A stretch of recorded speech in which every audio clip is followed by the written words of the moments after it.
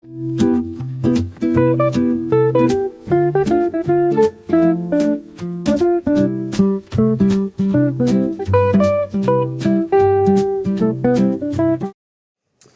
right, my name is Rich Schmidt. We're here with Caryn Benke. It's June 5th, 2025. We're in the Nicholson Library at Linfield University in McMinnville. Caryn, thank you so much for joining us today. Yeah, thank you so much for having me. This is really exciting.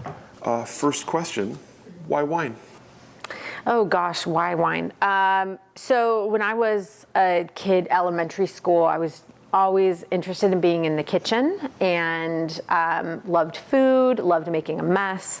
I would drag my parents out to restaurants that they probably didn't want to afford. I grew up in Southern Oregon in Medford, and it was pretty common in those days to get like comp tickets to go to the Shakespeare Festival. So my parents indulged me, and we got the tickets, and they'd say pick a restaurant, and I'd always want to pick the fanciest restaurant, and the waiter would come over, and I'd always order the special, and my parents were like, oh my God, what have we created?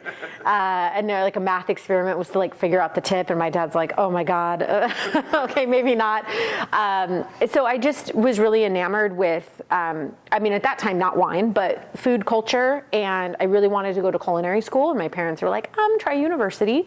And I did a study abroad for a year, 10 months in Lyon, when I was a junior at University of Oregon, and I drank a lot of wine then, and we did a trip to the Beaujolais because it was just a hop, skip, and a jump away from Lyon as like a cultural enrichment thing for the students. And we were there when they did the Fête de la Nouveau Beaujolais, and they rolled the barrels down the Saône from Beaujolais. And they always say the third Thursday of November is the Fête de la Nouveau Beaujolais. But it's really Wednesday at midnight, and you see the whole community, showing up at midnight with their little glasses of wine to get, even the little hunched over grandmas. And so I think from there, like, I wasn't necessarily interested in wine, but I was interested underneath with like the amalgamation of like wine and culture and food and this like spirit of living, I guess I'd say is a good description of that. Even though at the time I definitely would not have associated that with wine per se. It was just tangential to that experience. I really wanted to drop out and not go back to University of Oregon. I wanted to go to culinary school, and my parents were like, absolutely not. I was an art history major, and it was more just because it was interesting to me in terms of, I was always more of a humanities person, and kind of, again, the intersection of like art and culture and all of these things. Even when I went back to University of Oregon, I was supposed to write a thesis for the honors college program, and I was kind of lost and didn't know what I wanted to write. And one of my mentors, or one of my advisors, Louise Bishop, who I think still teaches at University of Oregon, she had said, well, you were in the south of France, you should do something connecting like Avignon and Châteauneuf-du-Pape and that history. And I remember distinctly being in her in her office and being like, I don't care about wine. That sounds dumb. I don't like that. I'm not going to do that. And I ended up not writing the thesis. And it's funny because years later, she came into a restaurant I worked at for a conference, and she was leaving, and she's like, I remember you. And I remember her friend was kind of like, we got to go, we got to get in the cab. But the next day I emailed her and was like, so funny story, you advised me that I should write this thesis on wine. And I kind of scoffed at that, but joke's on me. You knew something I didn't.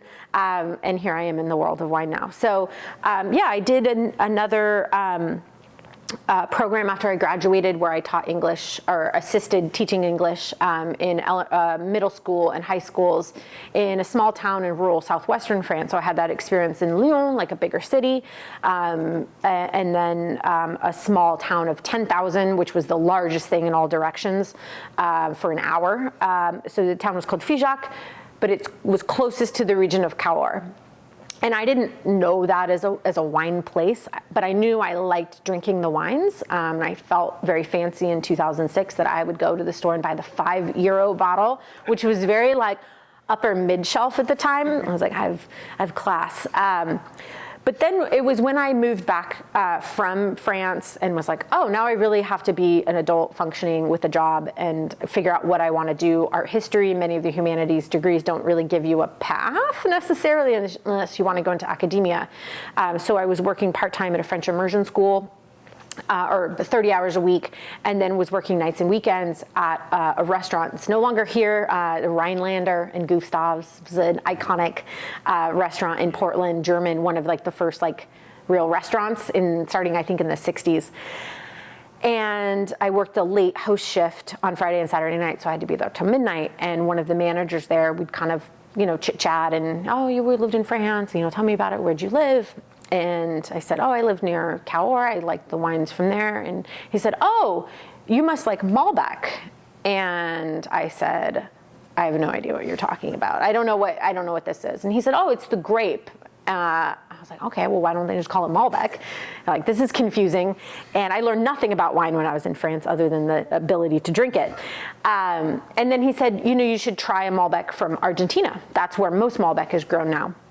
And so I remember buying a bottle of Argentinian Malbec, and at the time I was like 23, 24. I'm sure it was a very inexpensive one. And I remember going, this tastes really different. This is not anything at all like what I had experienced. And so it started me, I think, in that like geeky, like academic kind of mind of why? Why do these taste different? Why is one called Malbec? Why is one called Cahors? Why do they taste so different? Also, how is it in France and in Argentina? Is it from Argentina or is it from France? And so it was one of those things that started me asking questions and started reading, and then I fell into taking classes. And then it just kind of, and working at the French immersion school was great. I had a great experience there. I worked there for, on and off for 2.5 years, I think. But it cemented in my mind I did not want to be a teacher, because that was my thought. Oh, maybe I'll go into teaching. And I realized teaching children is more about teaching them how to exist in the world and not so much teaching them a thing, like a lesson, so to speak. And so I found myself falling, much to my parents' chagrin, into the restaurant industry full-time. So I started at a restaurant that's still there in Lake Oswego called Five Spice, kind of dabbled into wine when I was there. It's just kind of baby somming, so to speak. And I was taking classes through the International Sommelier Guild, which it used to be quite active in Portland. And I know there are a lot of really people who were very influential on me, like Erica Landon was an instructor, Savannah Ray did the program, Jess Pierce. So there are a lot, I'm just naming a few who were with that program, and I really enjoyed it. It was more, in some ways, WSET adjacent, because it was classroom learning, and it was, you sit down, the first class was, we're gonna put 3 Sauvignon Blancs in front of you, and we're gonna teach you how to do deductive tasting. And you're like, oh, I'm never gonna be able to do this. And then, you sit with an instructor and they walk you through it. So I did that program through their level 3 or their diploma. And then from there, I just continued working in restaurants and continued doing certifications. I did the quartermasters from there. But I guess the why of wine is it's always, the why, Malbec, and that's kind of a funny thing. It's not usually most people, in this industry in Portland think of Malbec first and foremost, but that was my kind of gateway wine. And I'm still in wine because there's always something to learn. It's constantly evolving, constantly changing. And it's just an ability to engage not only with your brain, but your senses. Obviously, your senses are your brain, but to really have an industry that dovetails with so many others and really can bring people together in a way that is dynamic and diverse. Tell me about starting to learn about wine. Obviously, you mentioned you kind of have this gateway wine, and it unlocks some questions for you, very basic kind of wine questions. As you started to learn, what did you find was the most sort of the best way for you to learn? What did you find kind of taught you the most, and what was exciting to you when you started learning about wine? Yeah, I would say I am really happy that I fell into that the ISG organization because it was classroom-based learning, which I like to take notes. I'm like the front row student of all of that, and I like to be guided in that way, and it gave me a wonderful foundation to then be able to do more of the self-study programs like the quartermaster psalms. I think it was a way to connect what I had learned culturally in my academic studies from history, religion, and art history, and so many of the classic wine regions, especially if we're starting with Europe, right? And I think that's where most people start. These regions that have deep art and cultural history also have deep wine history, so that I could connect of like, oh, that patron that ran this monastery that, you know, had this art that was commissioned by Duke of, you know, such and such, and it's also a wine region, and so it helped me contextualize my academic learning, and then it just opened up fields that I had never considered being interested in. Initially, like geology, you know, I didn't, you know, that was a huge, studying the soils of the particular regions. I'd never considered that you would study soil or care that the Northern Rhone has granite, or care about, you know, iron over limestone, or any of these like special soil types. And so it opened up that kind of avenue for me, and that was really exciting to add on a different dimension to more of the academic learning. And I think I was just a nerd and I liked memorizing things. And I think kind of the synthesis of all of the knowledge and more of the tasting acumen came kind of later, as I had more tasting experience, because though you can learn, right? You can be like, oh, I'm going to learn everything about Chateauneuf and I'm going to memorize these grape varieties and percentages and this and that.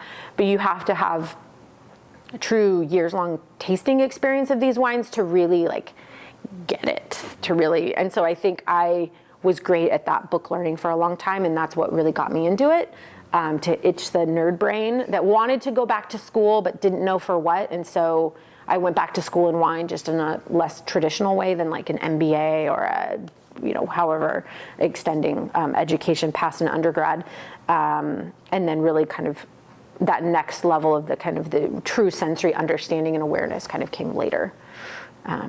So you mentioned ISG and the kind of the classroom-based focus of that. Tell me about the quartermasters and your experience with that. Yeah, I mean, I'm really grateful that I did that program. You know, I had a pretty high level through the ISG, so I kind of went through the intro and certified pretty quickly. And then, I mean, I don't remember the start to finish of intro to advanced on, I think it was like 18 months, which is pretty fast for most people. And now I think they make it take a lot longer because of the way that they have their exams. But because I had the ISG base, I was able to kind of jump into the more of the advanced level. And I think it was great. I think I was successful at it because I had that classroom-based learning that I could build upon, and I wasn't starting. I know that the quartermasters in more recent years has more of an educational focus. And that's fantastic. I use I mean, it's a separate branch. They've got the quartermaster psalms, and then they have the guild psalm organization.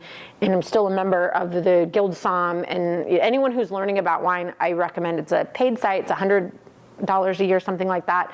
It's a tremendous resource. So I know that they're leaning more into that. At the time I was in the program, it was more self-study and like hope that you're on the path for the curriculum.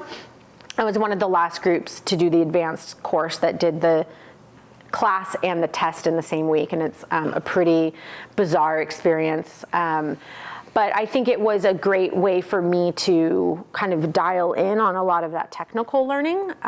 At the end of the day, though, you know, I did pass. I was very fortunate to pass in my first attempt on the advanced. And, you know, for about 6 months a year afterward, I was really gunning to go to do the master psalm exam. And I was in Flashcard City and doing all the maps and really, really dedicating myself to that study. But at the end of the day, and this was probably 10 years ago, 8 years ago, something like that, I realized I didn't have the context, and that I was learning I was cramming all of this information in my brain, but I couldn't hold on to like the 30,000 foot view or even the 10,000 foot view that connected all of these pieces together. So I'm really in awe of anyone who is attempting that program, and I'm not saying I would never go to that program again. I just needed to build a different level of kind of lived in, immersed in context, and I think working in distribution the past few years has really broadened that. Again, just my experience. It's funny because if I were to sit that advanced SOM exam today, there's no way I would pass. There's not even a chance I would pass. At the same time, I feel like I know way more about wine than I did 10 years ago when I took that exam. So again, that's no disrespect to that exam or that organization at all. I just think there's the test and then there's the practice of that information, and people who can link those two, like, great. It wasn't me at that particular moment, but I think it's important to do hard things, and it is a very hard thing. And it's great to continue to challenge oneself. So who knows, maybe one day I'll go the WSET path. I've been toying with that idea for the past couple of years, but I haven't bit just yet, but it's a great organization as well. You could do it right here on campus, right here at Linfield. Yeah. All right, so tell me about, you mentioned obviously the practical side of things. Yeah. Let's talk about the practical side. Let's talk about sort of the career path for you. Yeah, absolutely. You're in restaurants, you're doing wine. Tell me about sort of steps along the way. Yeah, so I started, waiting tables, hosting, the general, path in restaurants. To be honest, I didn't really like waiting tables. I liked hosting and I liked managing because I could see the whole room and help orchestrate. I really love that orchestration of a dining room. You're running 30 different dinner parties at the same time that all start at different times. And, and it's really exciting, and it's exciting to work with a team and to be a support to that team that's just executing on a very high level. So I was in, restaurants for, 15, 18 years before I switched to the wholesale side. Again, started waiting tables, probably too quickly, maybe not too quickly, moved into the management side of things and assisting with writing wine lists and tasting wine and being a wine buyer. That started when I was working in Lake Oswego. I worked very briefly, had a little intermission where I was the wine educator for McMenamins. That was in maybe 2010. And that was a really interesting job because I would travel around to all the McMenamins locations and teach wine education classes, among a few other things that I did for them. And that was really, I think, instrumental to me to help understand how to meet people at all levels with wine, because there are people who had never opened a bottle of wine before. And so you're teaching them how to open, where you're not, we've all been there between our legs, popping the cork. But also, people who, like the team that worked out at Hotel Oregon or the Grand Lodge in Forest Grove, who grew up in wine country and had a more, again, lived-in experience of wine because they grew up knowing people who farmed grapes, and that wasn't my experience. Then from there, I realized that was, again, not a job on the floor, and I realized I really missed the excitement of being in the restaurant. And so from there, I moved to Andina, and I was the assistant wine buyer when Ken Kalura was the wine director, and worked closely with Ken, learned a ton from him. He managed the program at Burns Steakhouse, and just got a real tasting education there with distributors, really learned on a deeper level the world of wine. And even though the program was really focusing on a lot of South American wines, as the cuisine was South American, we had an international list. So really the sky was the limit. And that was a great place to work with food and wine pairings because, we think of like South American wines, Chile and Argentina. These are relatively new wine regions and wine economies, and they didn't grow up with a food like you have in many of the classic old world wine regions where a wine culture and a food culture evolved together. And so it was a really interesting place to think about food and wine pairings with a cuisine that's not traditionally paired with wine. And I think it was important to have a little bit of a South American focus, but it also opened up, if there are no standards of what a pairing is. It's not like you're in Europe and you have foie and they're like, where's the sauterne?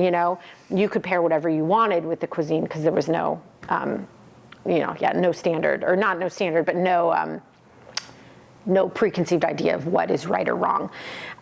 So I was there for 3 or 4 years, took some time off of management when I was really gunning to take the Master Somm exam, and worked with my friends Anthony and Elise, who opened Shift Drinks, which was a bar. It's no longer closed with COVID, but in kind of West End, Southwest Portland. And that was really fun because I'd never worked in that bar environment, learned a lot about cocktail and cocktail culture. And it gave me the freedom to have a little bit more time to study.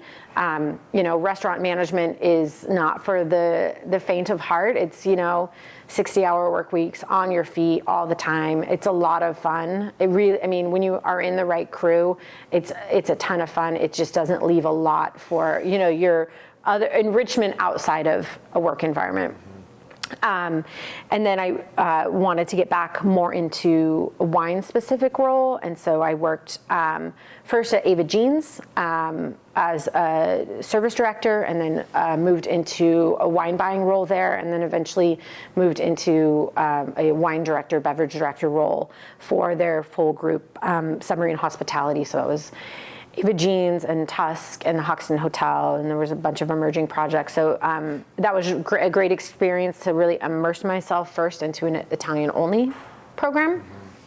And then in the early days of COVID, in 2020, I started with Sesame Collective, which was the Mediterranean branch that moved from the kind of John Gorham world. They were always a little bit separate, but Mediterranean exploration company, Shalom Yala, that host that group of restaurants. That was a great company to work for.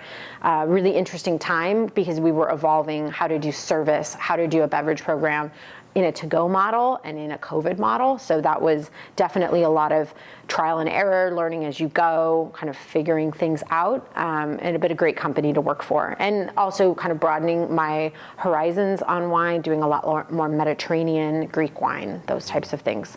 And then really I had gone from a beverage direction role for many years in restaurants, and really I still love it, I still miss it. There's that excitement, but really needing to challenge myself and to see another side of the industry, which really attracted me to the distribution side of the business. And I had always had a lot of respect and admiration for Galaxy wines, and had some connections, had a friend who was a sales rep, knew the sales manager at the time for many, many, many years.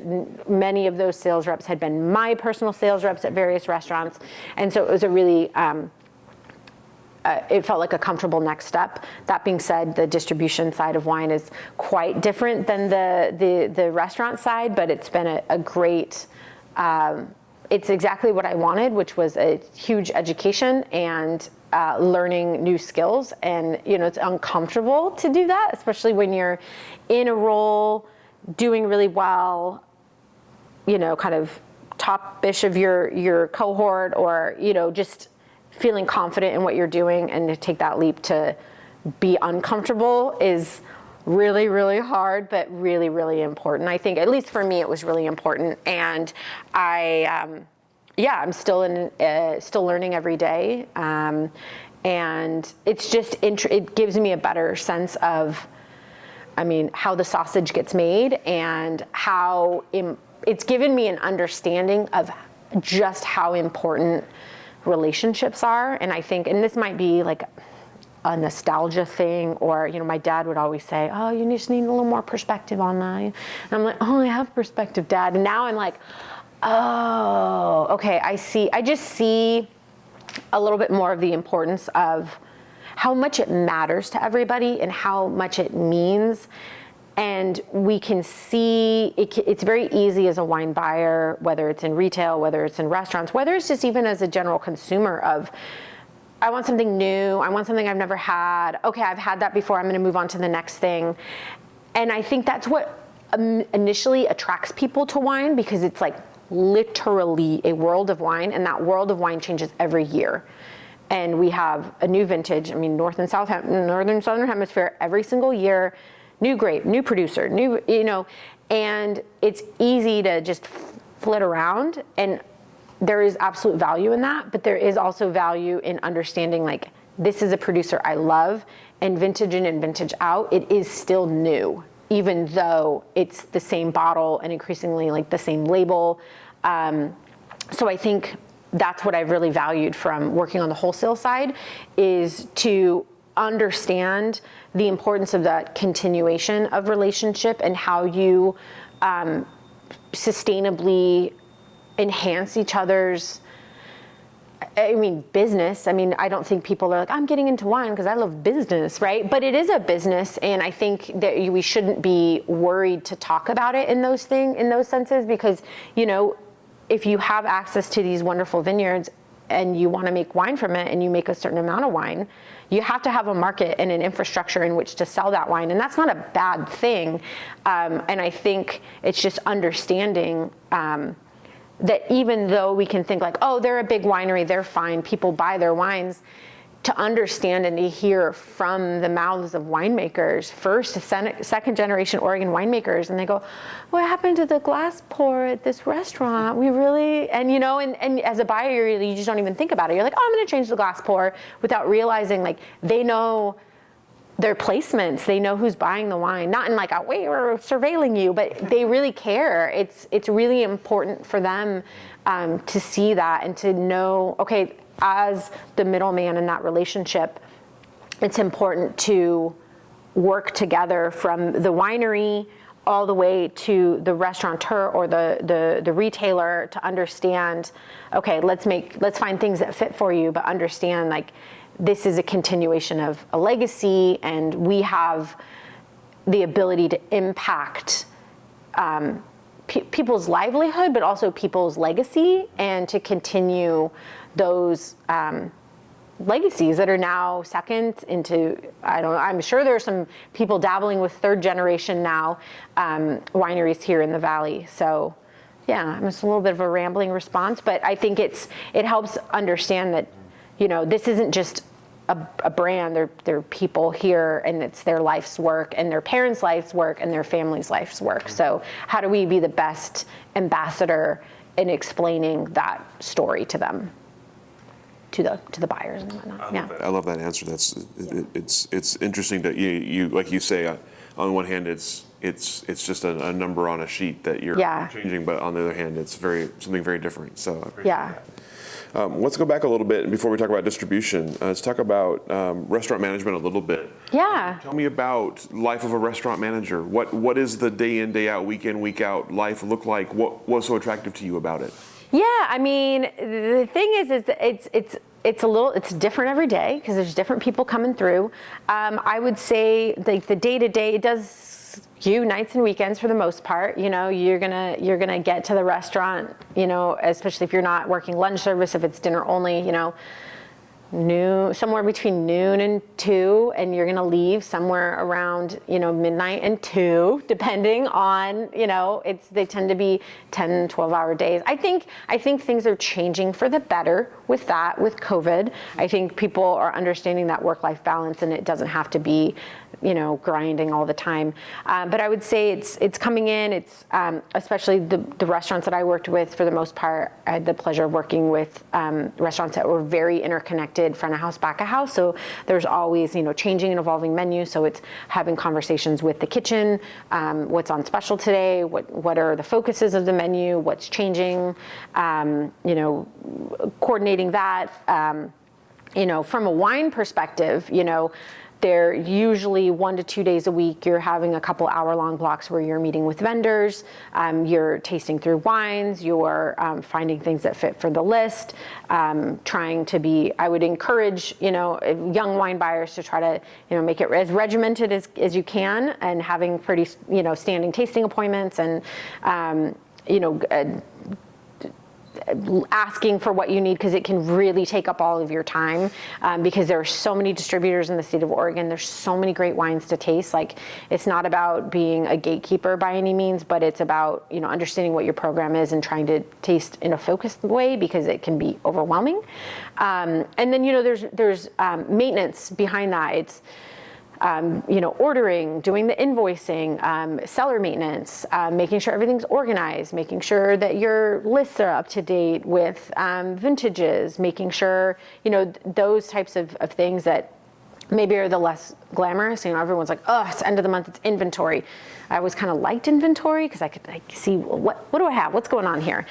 And then from the day-to-day with service, it's just, I always thought if I was managing the restaurant, I was just the best busser until I needed to be something else, until I needed to help handle a situation that needed more of a manager's touch.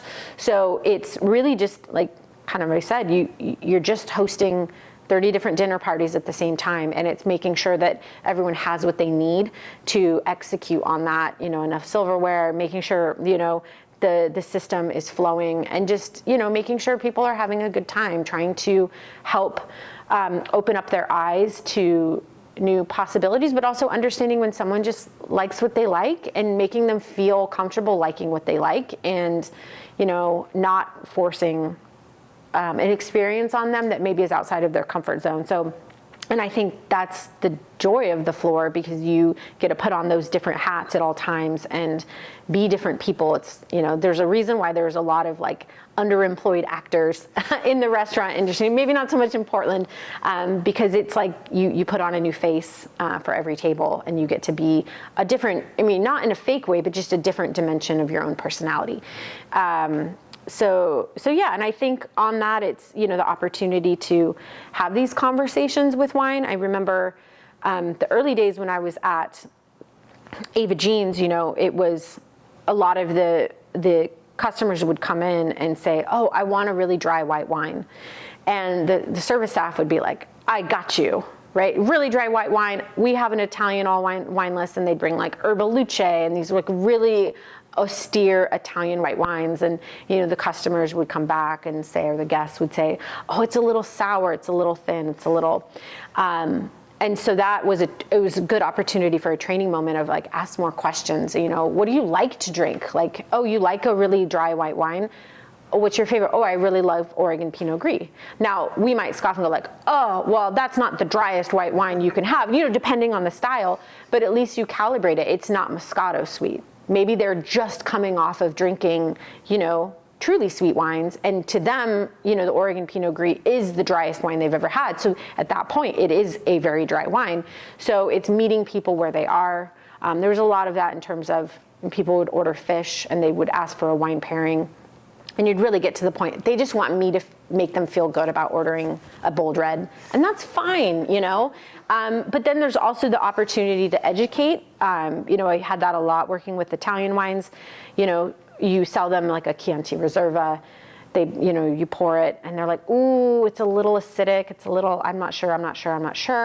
Go to the kitchen, get a little plate of prosciutto, get a couple pieces of cheese, and say, I'm going to be right back. Get them their little snack, say, no pressure, try the wine with this food.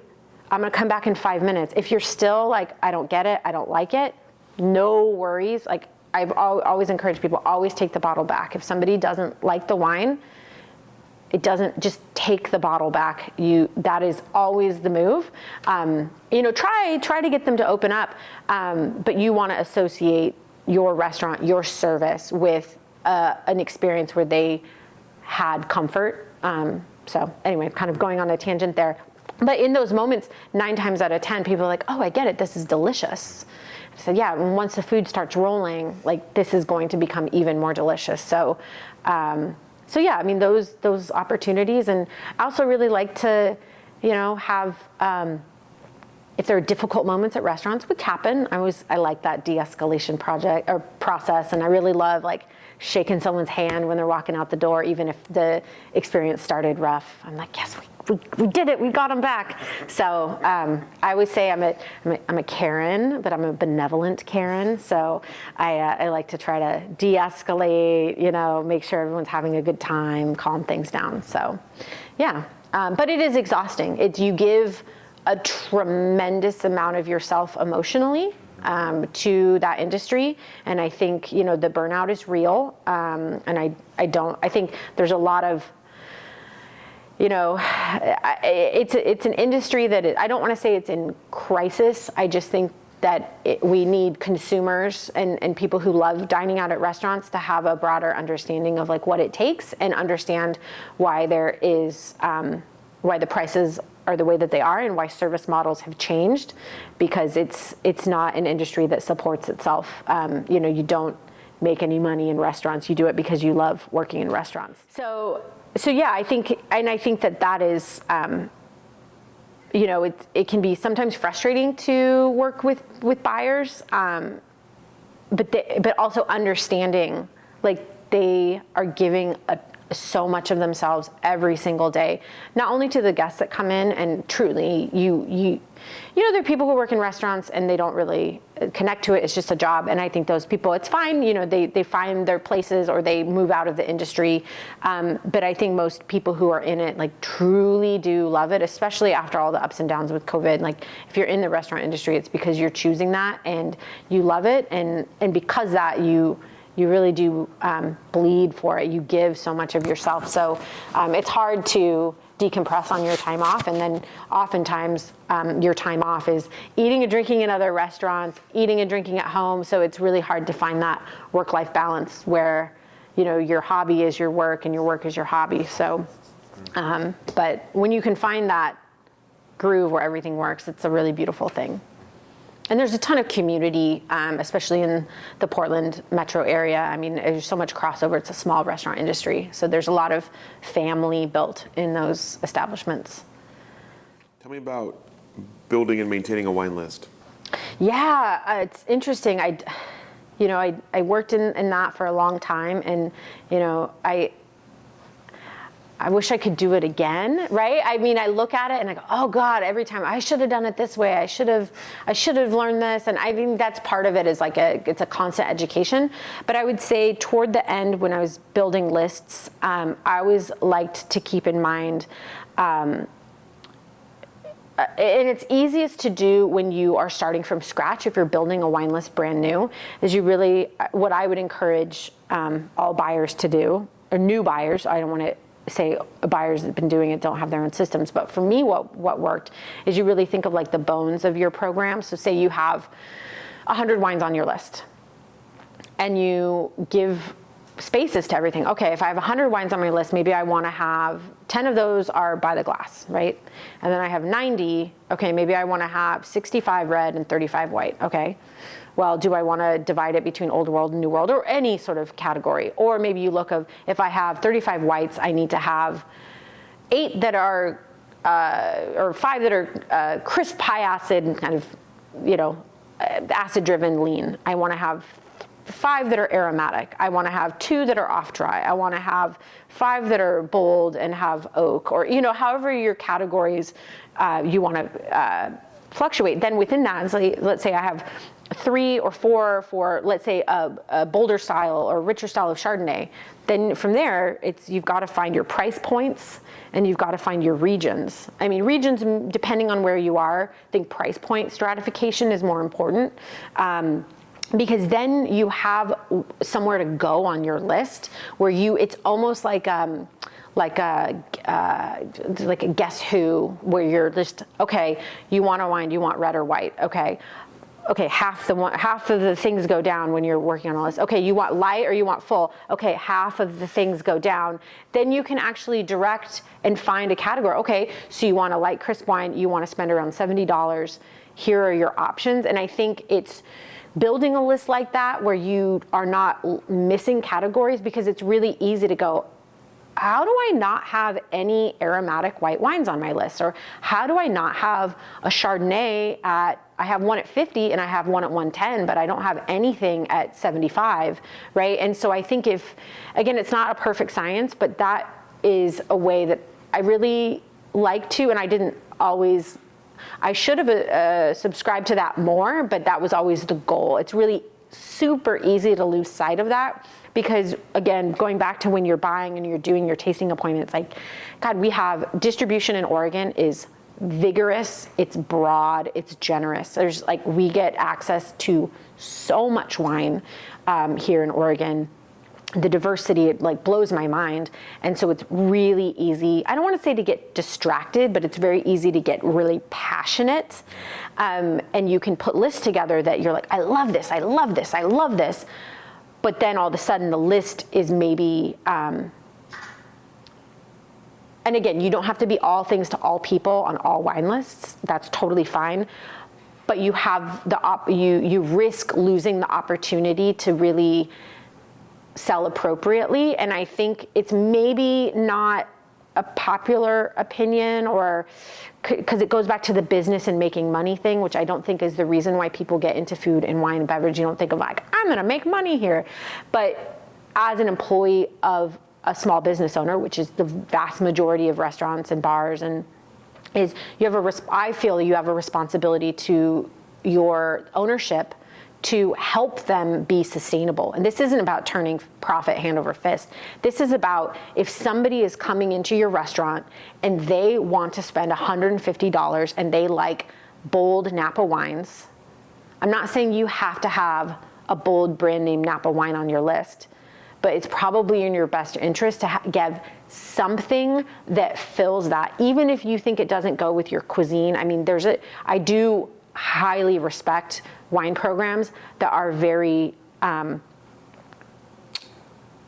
do put rails on themselves, but there is that loss of opportunity of sale. And I think, again, it's not all about business, but the more we're able to make more people happy, the more success you have in your restaurant, and the more opportunity you have to find those small moments to turn somebody on to like your favorite $50 Italian white, and to give a couple who can't necessarily afford to spend $200, like they're really splashing out to dine with you, you can still give them this great experience.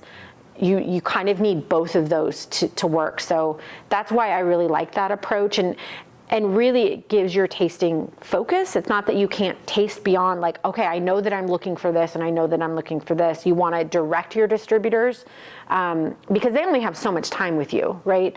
You may only be able to taste with a distributor once or twice a month, and they might have 3,000 SKUs in the warehouse. And so the more direction you can give them, the better it is for everybody to give them the opportunity to show you what's really going to work for your program. So that's kind of my approach, but I also love programs that you give yourself some restraints, because I think in wine, it's the curation part is what's difficult.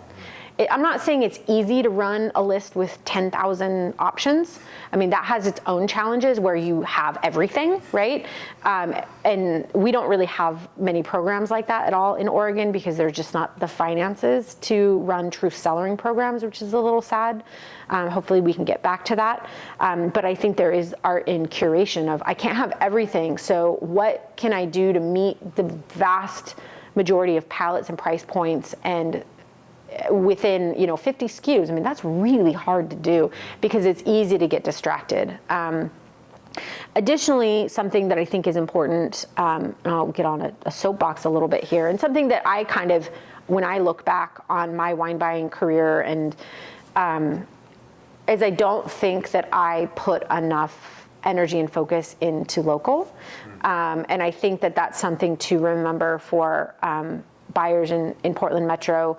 Is, we are so privileged to have you can still talk to like first generation, well, pre or post World War II, post Prohibition, first generation Oregon winemakers, right? We still have that, like it's becoming, there's not a ton left, but there, you can still, still have those conversations, plenty of second generation, like where in the world or does that still exist? There's very few places. And so I think leaning into those opportunities, and it's also anywhere else you go in the world, and you go and if you're in wine country, the wine lists are from that region. So I think it's a balance between featuring local and exploring the world of wine and connecting those two. So I think, that's also a place that I would encourage buyers to be, is if you have the opportunity and the privilege to live in a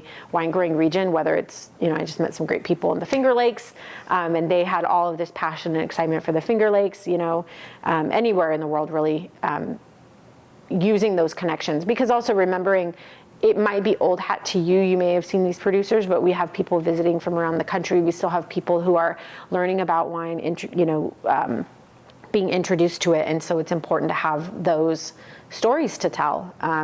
and that's a big part of wine. It's not just what's in the bottle. It's the, again, maybe storytelling is not the right word, but explaining the context of where this comes from and why it's important.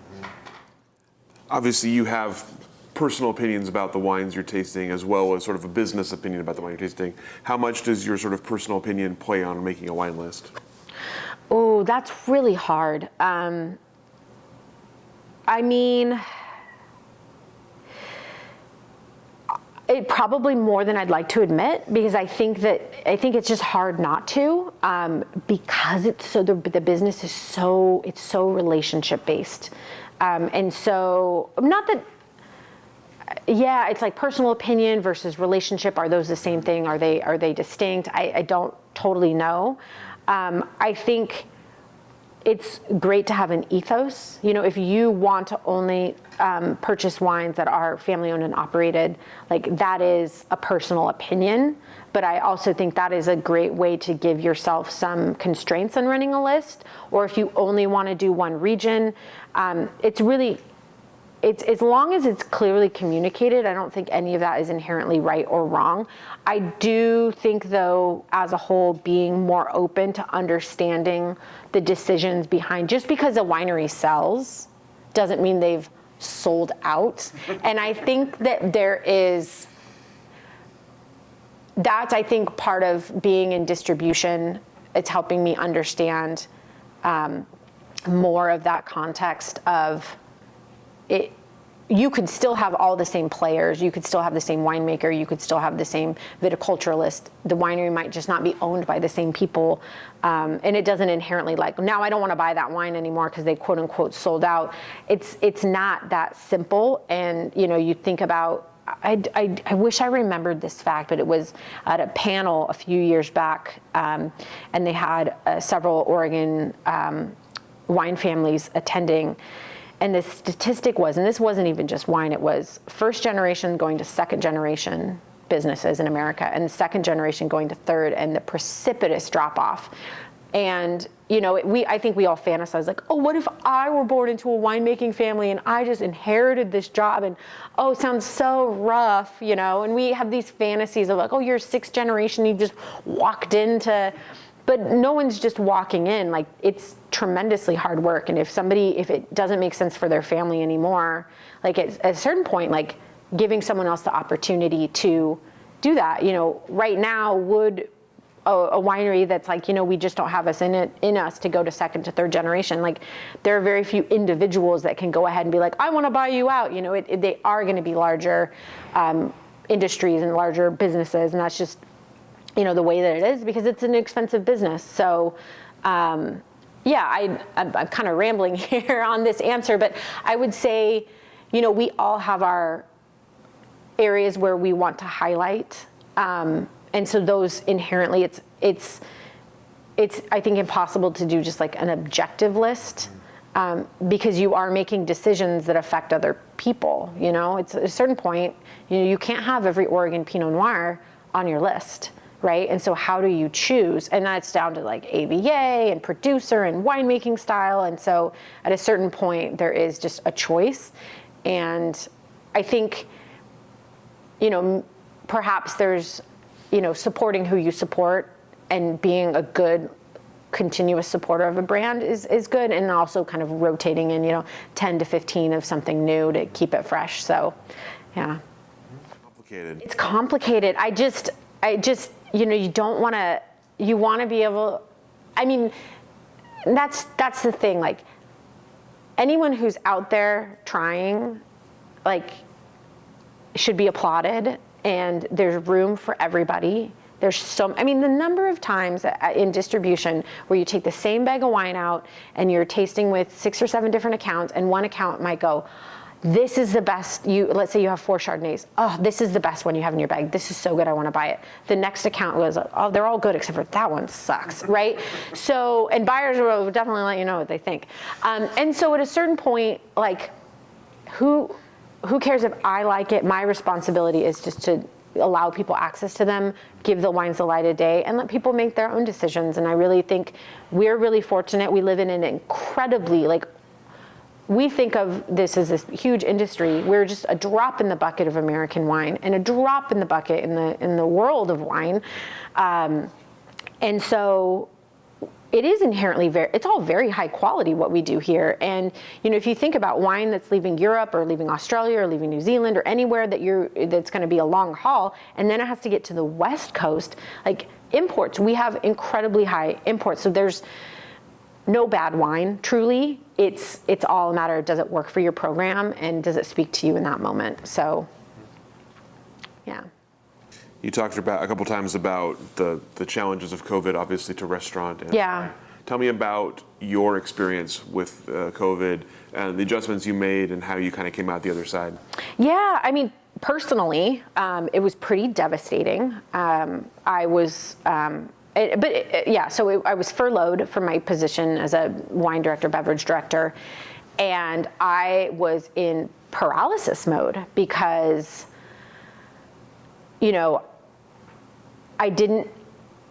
at that point, I was working 60 plus hours a week. I had no hobbies. I had work friends. I gave everything, and I was really, my job was my all, right? And it was that live to work kind of mentality. And so I would, it was a panic moment. And then it's also knowing that almost all of my friends were also lost their job on the same day. And like in what industry, in what world does that happen? It was just a bizarre experience on top of, and you're not supposed to hang out, right? You're not supposed, and so it was just this, just to full transparency, it was a lot of like deep anxiety. And it was really like, I knew people who were still working and they were like, oh, have fun, relax, the weather's nice, get a hobby, go do, and I was just paralyzed on the couch. Like, it was not fun. I was having an existential crisis of what to do. And eventually I relaxed a little bit, and it really recalibrated, like, okay, it is important. You can love what you do, but you have to have a life outside of that work. And that was the first year I started to kind of dabble in gardening. And I did not a very good job because I didn't really understand what I was doing. And now I've found a wonderful hobby. I absolutely love gardening. It's all I want to do is be in my garden. So that is like the upside of COVID. I know that it was baking and gardening, right, were the things that people did. But now it's definitely become a lifestyle. And so that from a personal level gave me tremendous fulfillment. And I think it's going to be kind of a lifelong lifestyle hobby. And it also brought me back to wine in an interesting way, because now I'm far more interested in the viticultural aspect of it and really loving talking to vineyard managers, wanting to talk about the soil food web, soil health, really helping me re-engage in wine in a new way, which I think is also just the beautiful thing about wine is you can always come at it from another angle. Like, I essentially failed high school chemistry and I was like, I hate this. This is so dumb. I'm never going to use this. And now I'm like, I want to understand the cation exchange in soil water holding capacity. And I want to understand, like, and then on the biological side, like microbial soil versus fungal soils, and, how to manage both of them, and getting into mycology and all of this. So, and I think with COVID, it allowed us to reapproach our interest in wine in different ways. On a maybe not so happy side of things, it has been really difficult to watch. I mean, I know for me personally, so many of the extremely talented servers that I worked with pre-COVID, these are people that are educated, they have side hustles, they had other opportunities, but they really loved restaurants, and it's so fun. It really is. It's fun to be with a group of like-minded professionals that want to execute on a really high level, and when you get that dynamic on a restaurant floor, it's a beautiful thing. But with COVID, they were kind of pushed off the ledge to go, I guess I'm going to do my side hustle full time now. I guess I'm going to go back to school and finish that degree. And so I think there was a great number of people who left the industry who were really talented, and it doesn't come back right away. And that isn't to say that, there isn't great service in Portland, because it's still very much, possible and exists. That being said, there was so much more of a push to fast casual and counter service. And from an economic standpoint, I absolutely understand, like if you want to keep your doors open, a counter service model is going to help you do that. It just limits the opportunity to sell wine. And I think that has been a hard thing. Restaurants that maybe went from a list that had 120 SKUs might now be down to 60, or a place that had a wine list now just has red, white, rosé, sparkling. And they may not even mention the producer. It's just like, do you want the red, do you white, rosé? And I think understanding that, it's hard. It's a self-fulfilling prophecy. Like no one buys wine, so we don't buy wine and we don't have a list. But then somebody has to put a list together. You might be surprised of who would buy wine. And so it's a really challenging industry. And I think it's finding ways to reinvent wine service in an evolving model of hospitality. And I think it's also helping people understand, the price point behind traditional service, to go to a restaurant that's coursed out, that does like silver and flatware, changing plates between courses, changing glasses, all of that. It costs money. And so to get a consumer base that understands that. And but I think that we have to evolve the model, because the counter fast casual is not going away, and frankly, it's some of the best food in Portland. So how do we find a way to link beverage and wine to that? I'm not entirely sure what that looks like, but I'm hopeful that conversations can continue with that, because it's not just that it adds to the bottom line and the check, right? To sell a $70 bottle of wine versus 4 $10 glass pours. It's also about, again, creating a culture and the storytelling and the experience behind it. It's not just something that you drink, it's still an experiential beverage. So, but I'm hopeful. You spoke earlier about the jump into the distribution side. Yeah. Kind of seeing it as a necessary challenge for yourself, even if a scary one. Yeah. Tell me about, let's talk about the initial jump, your first few months on the job. What were the biggest things you had to learn? And how did the job unfold for you? Yeah, so it was an interesting transition, because I'd never worked as a sales rep. I'd been on the other side of it. So I think a lot of times you think like, oh, I've been buying wine for 15 years. I know what that job is. And you're like, no, I know it. Like the tippy bit of the iceberg that I knew, that I saw in the tasting appointment. And then there's like the 90% of what the actual job is. And I think I think it's understanding how distribution truly works, like just orchestrating getting the wine from a winery, whether that's in our backyard or from Europe, the process and all the infrastructure it takes to get the wine there, and then to anticipate how much wine you're going to need over a certain period of time so that you don't go out of stock on things.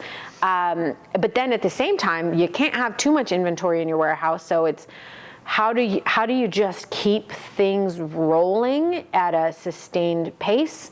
And I think what is also challenging is, I was in the buyer's seat for so many years, and you don't realize how often you're saying no. It's a silent no most of the time, because you're just not buying, right? You might taste with a rep, 10 times, and you might buy 2 of the 70 wines they've shown you, right? And that's not very good odds. And as a buyer, you don't really consider that. You're like, oh, I bought these 2 wines. And so I think in a distribution, you are trying to make sure that everyone feels seen from your supplier side, and that could be a large supplier like Vineyard Brands or Wilson Daniels or Maison Marque Domaine, Dalaterre, all of these companies we work with, or it could be the individual wineries, the Alcoves, the Domaine Serenes, the Martin Woods, the GC Wines, on and on and on and on. I don't want to leave anybody out. So many. We have. It's a blessing and a curse to have such a big, broad portfolio. Because there's a little something for everyone, but we want to make sure that everyone gets their shine, and it's really hard to juggle that.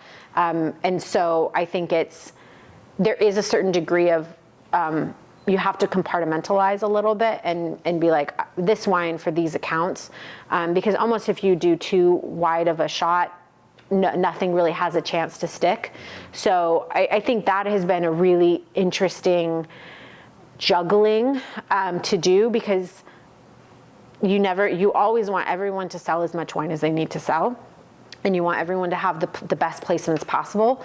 But at the same time, if you're a rep out in the streets dragging a bag, you've got, 6 wines that you're showing at any given time, and like, okay, these are the 6 wines. How do you choose those 6 wines? I mean, that's incredibly difficult. And I know that all of our reps, and I know all of the reps, I mean, Portland has a really, skilled talent pool here.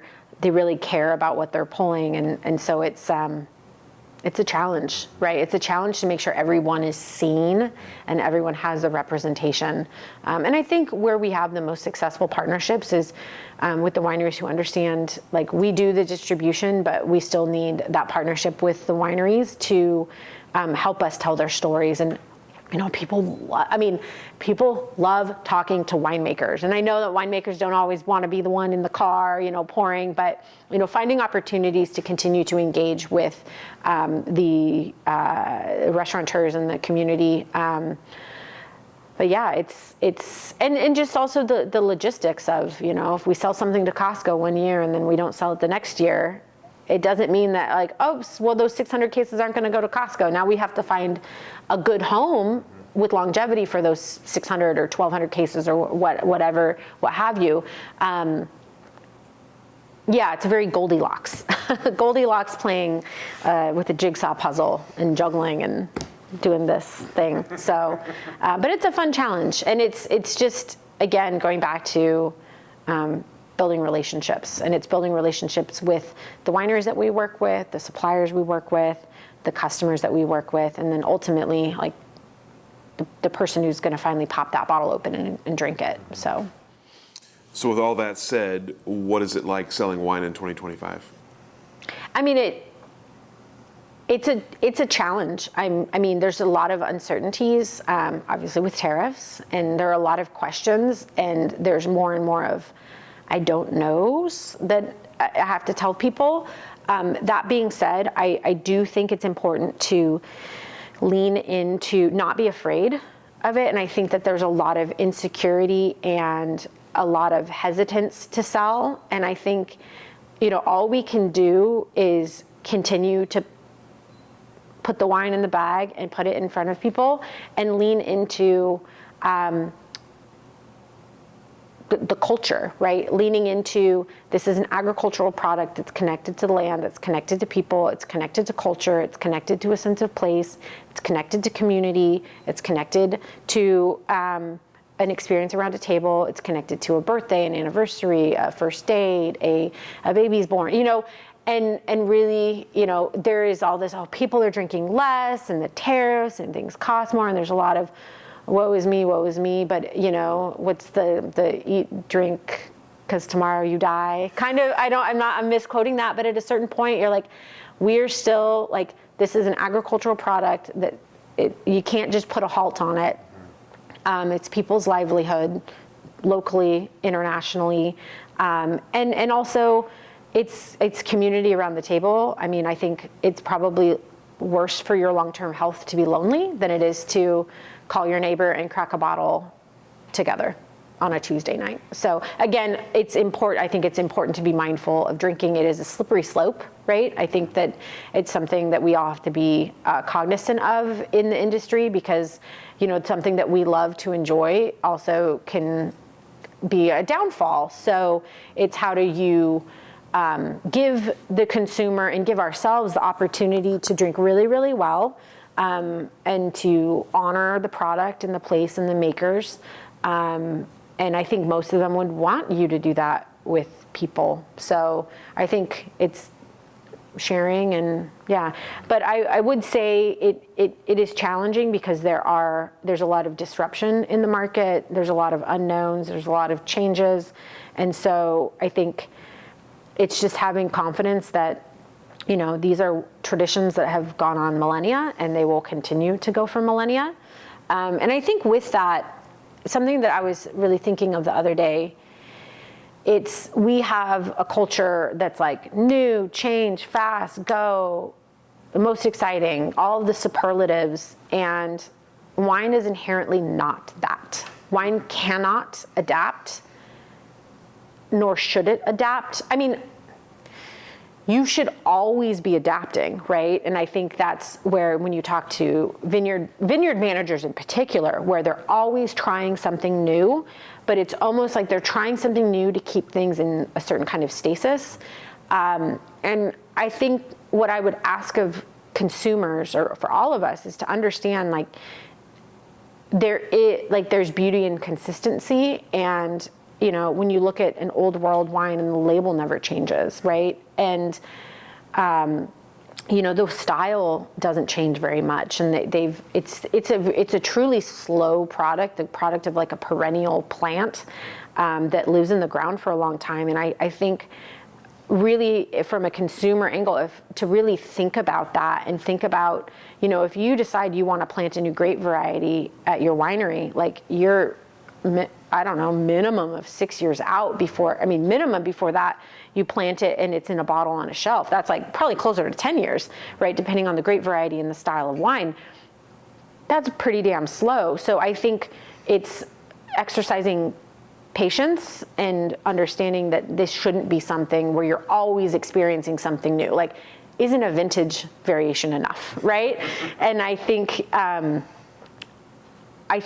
that is a challenge to get across in the buying community, because we do want things that are novel, and I think that that's a little bit part of our culture now in society. I mean, we just do things fast, and it's, reels, and, all of this is always like the newest thing.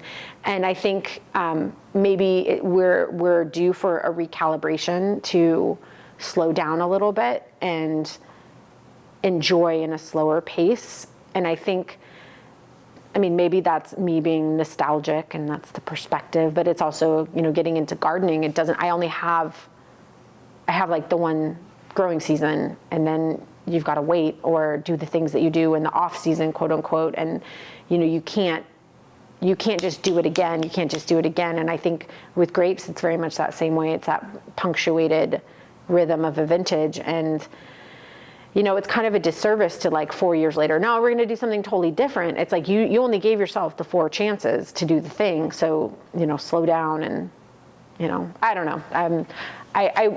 I just hope that there is, like, a little bit more return to appreciating classic wines, classic regions. So. On the subject of less classic regions, yeah. Talk about Oregon for a second, and tell me about your sort of initial impressions of Oregon and how you've seen the industry grow in your time around it. Yeah. I think I was initially, like, very much a Francophile in wines, and so I think there was the little tie with Burgundy. I think, I was definitely intimidated at first. I think there's a lot in wine where it's like a fake it till you make it kind of mentality, but you learn about the AVAs and you learn about the winemaking styles, but it takes a while to really, like, click and get it. And I feel like increasingly, really in the last few years, I'm really getting it more.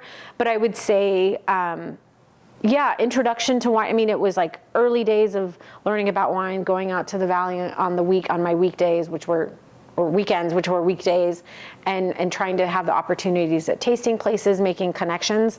I don't think I really understood Oregon Pinot Noir truly until maybe the last several years. I don't really know why that is, but I think it's maybe a maturing of my understanding of wine. And I think it's like a maturing of the industry as a whole, and really seeing, I think also being in distribution, I'm working more closely with wineries and winemakers that are local than I had in the past, because I had run so many programs that were more international, that focus more on imports.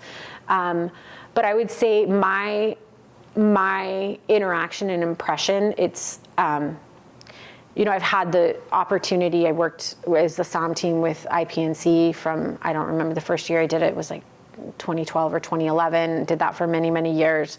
I think, I'm a little bit more of an anxious person, and like, do I fit in? I don't know these people, and they're professionals and I'm just pretending, and all these winemakers. And I think it took me a long time to feel comfortable in my own skin in those environments. But at the same time, that was more of me than it was any impression from anyone working these events or OPC or any of these community building, the Salute or the Willamette Valley Wine Auction, because there is such an openness and generosity and community here. Again, it's the only wine region I've ever lived in, so that's my only impression, but there is just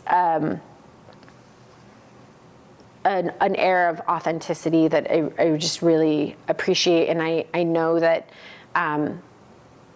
there's just this energy and willingness to share knowledge, share community, share a glass, share experiences, and then just be people with one another. And I think that is also important. You know, like, we want to visit wineries and we want to taste and we want to do it in a professional way, but it's also about building friendships, telling stories, the community aspect of it. And I think it's coming back to that again and again. Sharing a glass, sometimes a conversation never even gets around to wine, but you just remember that dinner, right? You remember that laugh and, having the belly ache after dinner because you've laughed so much. So tell me about looking ahead for yourself, personally and professionally. What's on your horizon that you're excited about? Yeah, I mean, I've been on the distribution side for 3 years. I still feel very much like a novice, and I'm excited to continue to learn more about and be more, just not feel like a newbie in that.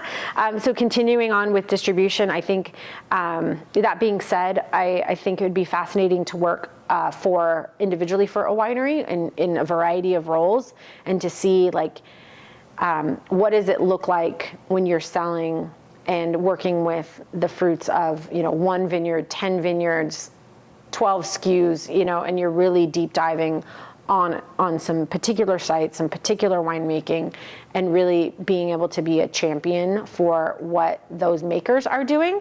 I think that would be fascinating. I think, sometimes, you always kick yourself of I coulda, shoulda, in another life. And there are two things, part of me, especially when I was going through the master somm, I was I'm going to move to a truly big city like a Chicago and LA, New York, and apprentice under a master somm and really go to the highest level there. I didn't do that. I'm glad that I didn't, because I realized I like a smaller. Portland is probably going to be the largest place I ever live. I'm appreciating the countryside more and more. But I also think, gosh, I should have taken a fall off and done harvest. So I don't know. I think I'd toy around with that. Maybe there's a time in my life where that will make sense, because I really just want to understand from an additional layer, what are the challenges? Because I think it's really, and this is coming back to the context of everything, it's really easy to sit in an armchair and be well, I don't understand why everybody's not organic, or I don't understand why they did that in the vineyard, and I don't understand oh, they use this, that's not, low intervention, or however it is, and I don't want to get in the whole natural wine conversation, because what is, but I think it's you are there in the winery, you have the responsibility to make decisions that, again, it's that true to place, sense of place, and also true to your responsibility. Maybe you crushed 30 tons of grapes, or however much money worth. That's not nothing. You can't make a decision and then not be able to sell a product. Very few people have that opportunity. And also there's the responsibility to the consumer of, maybe they've been fans of your wine for 10, 20 years, and then all of the sudden it's very different.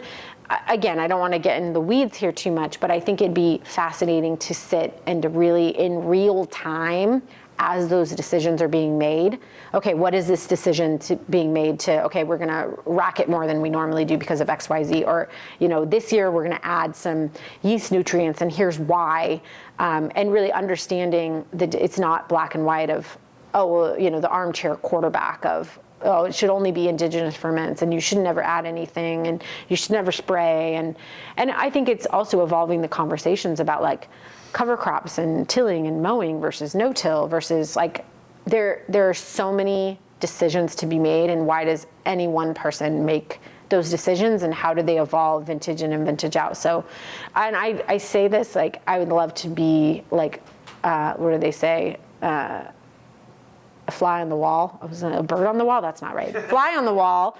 I don't have any aspirations to make wine, at least not in this particular juncture, but I'm fascinated by the process, and I'd love to be able to geek out on that a little bit more and just build the understanding, and maybe take an extension class on wine chemistry. I've been meaning to do that for years, and I'm afraid, but it's amazing people we talk to who hated chemistry but love wine chemistry. Yeah, I mean, it's like it contextualizes.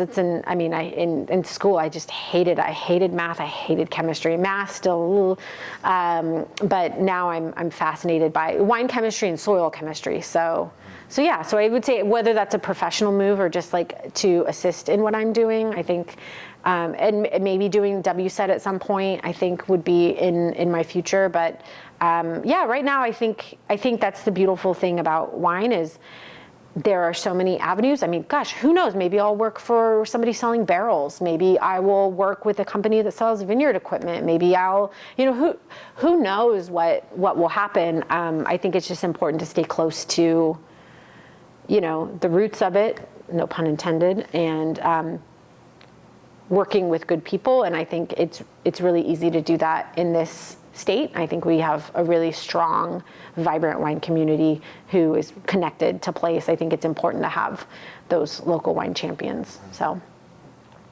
All right. All the questions that I have for you today. Anything I didn't ask that I should have? Anything we didn't cover today that you wanted to cover? Anything we didn't cover today? Open mic night. Open mic. I really want, and I've kind of talked around this maybe, it's finding ways to continue to engage with wine, I think there's a lot of fear of the next generation of wine drinkers are going to die and no one's drinking. And, I work these events at country clubs in particular, these stock your cellar events. And, people are like, oh, I'm not buying anymore. My cellar's full. And that's fine. I'm not asking anybody to be financially irresponsible, but it's getting that next generation in, and however they can come to wine. I think it's important in making sure that they feel welcomed and feel comfortable. And wine is so intimidating. I think we forget how intimidating wine can be. I mean, I've worked in wine since I was 24, and it's taken me a long time to feel actually comfortable in what I know, in my knowledge, but also comfortable, not being put on the spot, but just feeling comfortable in my own skin, talking about wine, being a representative of the industry and of the producers. And so I think it's important to put ourselves in the shoes of the consumer, and even just staff at a restaurant. It's hard to be a server in your early 20s and you have a lot of priorities, and then they expect you to know every bottle on a 200 bottle list. But it's a generosity of assumption and just making people feel comfortable. And I also think from a customer perspective, keeping consumers curious and keeping them engaged. It's fine to say what you like and what you don't like, but continuing to broaden that, and also understanding it may not be to your taste, but spend a little bit of time of understanding why someone else might like it, and why we are saying this is a high quality wine from a high quality producer, a high quality region. You don't have to like it, you don't have to drink it, but sit with it a little bit and try to understand who might like it, what might it go with. And you can always go back to your favorite, but I think it's our responsibility as wine professionals to make it comfortable and make it open. Learn how to speak wine in wine language that the average consumer can understand, and also make it fun. The number of times that you can get people to laugh at the table or laugh at the tasting appointment is to use non-traditional, when I talk about high acid whites and they're like, wow, that's zingy. I'm like, I know, it gets you in the venom pockets. Makes you want to, and it's always a laugh. And then your shoulders are down a little bit. Just yesterday I was working with a new sales rep we have, and we were at one of the new seasons, and the steward at the store, his greeting, and I thought this was genius. Whenever anybody walks into the section in the grocery store, he says, "Welcome to wine country," right? And this is a store in Portland Metro, and I was like, That's so smart, because it gets people to they're a little bit like, wait, what? But then they go, oh yeah, this is the world. This is all of wine country in Italy and France and Oregon, in this row. And so it's finding ways to kind of take it down a notch. It's not so serious. It can be as serious as we want it to be, but keep the doors open, keep the questions flowing, and keep it warm and inviting and inclusive. So. Fantastic. I appreciate that. Thank you. Thank you so much for taking the Yeah. time to share your story with us today. Thank you so much for having me. I'm like, oh, me? Little old me? They want to talk to me? That's crazy. So. We appreciate you taking the time and adding to our project. And Yeah, thank you so much. let you off the hook. Thank you.